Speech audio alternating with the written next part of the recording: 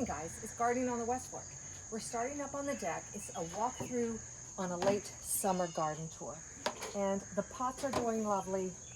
The snapdragons are producing very well. This is a little dahlia I'm very happy with. And my herb pot, can't beat it. This is a bloom, which I've never had, a succulent, Sempervium. But this was the bloom. It falls off and leaves all of these babies. So till next year, we'll leave that alone. As we go down the lower deck, I have some plants that I want to give to anyone who's interested. So all I'm going to ask is you text or message me. Those people who are local, you can text or message me. This is the Daylily. It gets about 24 inches tall. Lovely orange and yellow. I have several of those. And then, of course, the variegated hostas that if you want those, just text or message me. We'll remind you of that at the end of the video. But over here, you can see this lovely dahlia. I've been talking about Hawaii. Look at all the blooms. Just perfect. Of course, our pots are at their peak this time of year. So come on down to the garden. The verbenia's looking great too. Come on down. Good news about, and I may have mentioned this, about the Clematis wilt. We cut this back and it came right back. The Clematis wilt does not kill anything. Look at this new bloom getting ready to come. Love it for Carnaby. And she's been blooming. One thing I will do, I'm going to be digging this boxwood that was in a pot. It's not making it, so it needs to go. It was from the winter burn. It looks like it's not making it. I know, it does. And Ruth Stouts is still blooming. That's a pretty flower. Look at this gorgeous petunia. We just love the petunias. It is so vibrant this time of season with these warm days and warm nights. The bacopa, I may change. I don't know, I like it a little bit, but I think it's impacted its beauty. Let's walk on down. Begonia hasn't showed, we think this could be a bud. We think. Yep, Bella and I think that could be a bud today. But we're gonna walk over here to the cutting garden. Someone's over here. Oh, that's Toby. Toby's here this morning looking for a midge. I love my cutting garden. I think this wonderful Eskimo marigold, if I can get it to, produce more next year, I'm going to try this again because it is a lovely long stem, nice in bouquets. But you can see the cosmos, your zinnias, you can't beat them. Such lots and loads of color. They're loving this nice hot And then weather. the special guest. And special guest Toby. And there he goes. So let's walk on over to the perennial border. I did bring down this little pot to fill in where I took out my little buttercups because I'm cutting off all the daylilies as they look weary. You can leave the daylilies on for the longest time if you choose to till spring, but I'm too neat and tidy. And the snapdragons, again, look at this wonderful, wonderful jewel tone. And watch why they call them snapdragons. Right, look at this. You press, wait, let me do it this way. They will open their mouths like they're going to try and eat something. Cool, cool, cool. Anyway, you can see things still are looking beautiful thanks to some self-seeders like these Cleomes. Now I'll let a few of these go to seed. They're so easy. If you don't like where they are, you just pick them up and then we'll throw them in the compost pile. No, not in the compost pile because I don't want all of their seeds in the compost. But you can see they just keep coming up. You can see a new one coming up here. So they keep the garden looking very full. The other Clematis is this wonderful white Clematis. If you'll go around a little bit around the corner there. I have a new videographer today, Isabella. Hello. Yeah, and you can see the bloom at the top. Come up here against the black fence, right around to your left.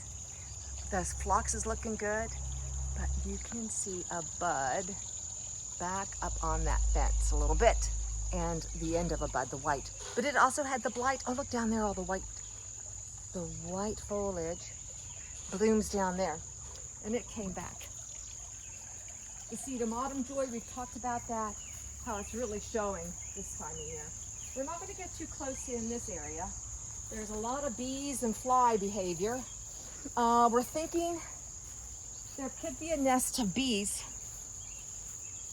in the ground, and there's a chance there could be a dead little fly. I mean, a dead fly. Oh my God. I meant a dead bird in here, or a dead mole where the flies are gathering. Or just a dead animal. A dead animal is right. So come around. Oh, look at this bee, so happy on the white phlox. Yeah. Hello, little bee. Hello. And so we come around here, and I still love this lovely, I'll think of it, this beautiful annual, coleus. The color just pops. But a volunteer tomato, look at this, came up in my compost I put around the plant, and we've got it turning a nice color of red. Oops. And as you can see on the garden, I want to point out, we have some of the wild flowers that are blooming here.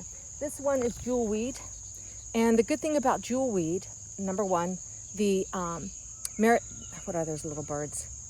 Hummingbirds love them because of their tubular shape. But if you have poison ivy, or you get stung by a bee, or Just get thorns or something. you put that across there, and it takes the sting away. Nice to have. Leave it alone. Another good wildflower that is beautiful is our cardinal flower. And again, hummingbirds, they love the cardinal flower for its tubular shape. The other bugs can't get in there because of the size. But I read too that it's good for many things, but I guess they used to chop the roots up, put it in food as an aphrodisiac. I'm not going to do that. So as we come around the shade garden, you can see the caladiums definitely still showing themselves. Love them. The ferns are starting to wane from the heat. You can see their brown tips. I don't find that so ugly. It's an indication that fall is on its way. This pot is beautiful. We put it out in April. And I'll put that in the description. When we planted it, you can look at the video. But I love it. It's just natural ferns, a few little begonias, but it's done really well here. I want to say this, they look like Hawaii flowers. Yeah.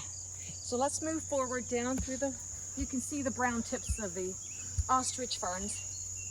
But it's just nature, and it's August.